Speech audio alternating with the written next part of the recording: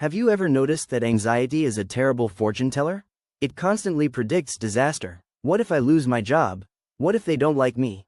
What if something bad happens? What if I never get better? Yet when you look back over your life, how many of those fears actually came true? Probably very few. Anxiety has a habit of making us suffer twice. Once in our imagination and then again if a real problem ever arrives. Today, I want to share a simple strategy that has helped many people, including Christians struggling with fear and worry.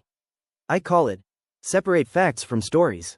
When anxiety strikes, grab a piece of paper and create 2 columns. In the first column write, facts. In the second column write, stories. Let's say you're worried about your future. Fact. I have a job interview next week. Story. I'm going to fail. Fact. I don't know the outcome. Story. My life is ruined if this doesn't work. Anxiety often disguises stories as facts. The more we separate them, the less power anxiety has over us. This is exactly why Jesus often reminded people not to worry about tomorrow. God knows we cannot control the future, but we can trust Him with it. Another powerful question to ask yourself is, what is the next right thing I can do? Not 10 steps, not the whole plan, just the next step. Maybe it's making a phone call. Maybe it's praying. Maybe it's taking a walk. Maybe it's getting some sleep. Anxiety wants you to solve your entire life today. God usually asks us to take one faithful step at a time. Think about Peter walking on the water.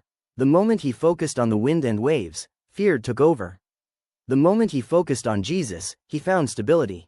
Many of us are staring at the waves.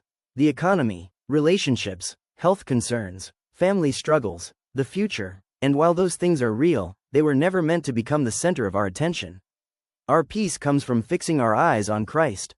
Isaiah chapter 26 verse 3 says, "You will keep in perfect peace those whose minds are steadfast, because they trust in you." Notice it doesn't say people whose circumstances are perfect.